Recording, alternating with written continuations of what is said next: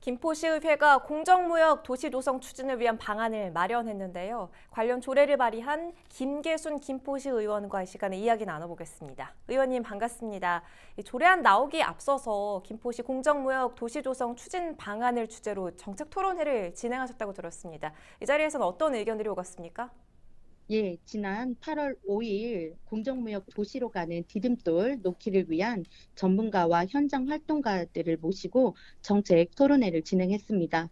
공정무역 국내 현황을 비롯해 윤리적인 소비자가 세상을 바꾼다는 주제로 공정무역은 생산과 소비에 관련된 모든 사람이 거래 기반의 동반자 관계이며 윤리적 소비를 통한 공정무역이 아동, 여성, 노동력 착취와 환경 오염을 막을 수 있다라는 주제 발표가 있었습니다. 토론자들의 다양한 의견도 있었는데요. 소비자 역할의 중요성과 공동체 의식, 더불어 사회적 경제를 생각하며 공정무역의 윤리적 가치를 실현해 나가고 있다는 현장 목소리와 이를 뒷받침하는 제도적 기반 필요성 언급, 사회적 경제와 공정무역의 관계에 대해 원칙과 가치가 유사하다는 것, 사회적 기업이 공공의 이익과 가치를 실현하며 공정무역 활동을 이끌어 가야 한다라는 의견도 있었습니다. 또한 김포 관내의 지역 농산물 생산자가 직접 토론자로 참여했는데 지역 농산품과 공정무역의 융합 사업인 로컬 페어트레이드 사업 참여 경험을 전하고 제품 생산이나 판로의 지속성 확보를 위해 지방 정부의 지원이 지속 사업으로 이어져야 한다라는 의견, 또 농업인과 상생하며 사업이 이어나갈 수 있도록 공정무역 원료 가격에 대한 지원도 고민해 달라는 생산자 목소리도 있었습니다.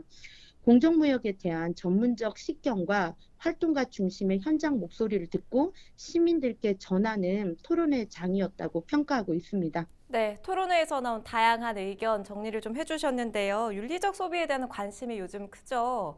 이 김포시 공정무역 지원 및 육성에 관한 이 조례안을 발의하게 된 배경부터 설명을 좀 해주세요.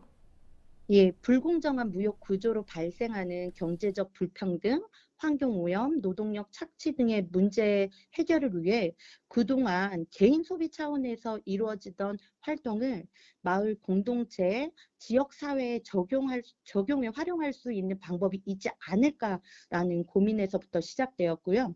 공정무역을 지속 가능하도록 지원하고 육성하는데 제도적 뒷받침이 필요하다라는 생각을 마련하게 되었습니다. 시민들의 윤리적 소비 인식 증진과 공정무역 활동을 장려할 목적으로 조례안을 발의하게 되었습니다. 네, 이 조례안에는 어떤 주요 내용들 담겨져 있는지 살펴주시죠.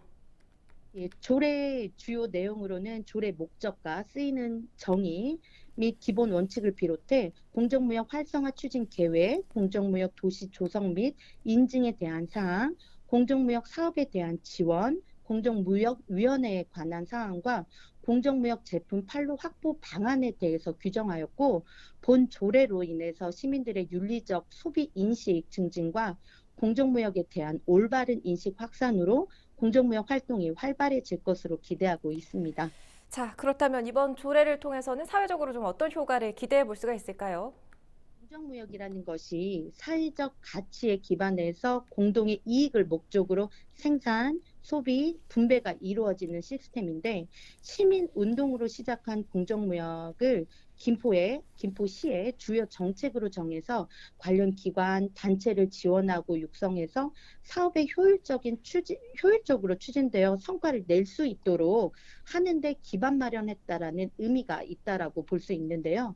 특히 로컬과 공정무역의 융합 사업인 로컬 페어트레이드를 통해 지역 생산자들에게는 판로를 열어줄 것이고 공동체의 만남으로는 지역 경제 활성화와 다양한 공정무역 제품 개발까지 기대하고 있습니다.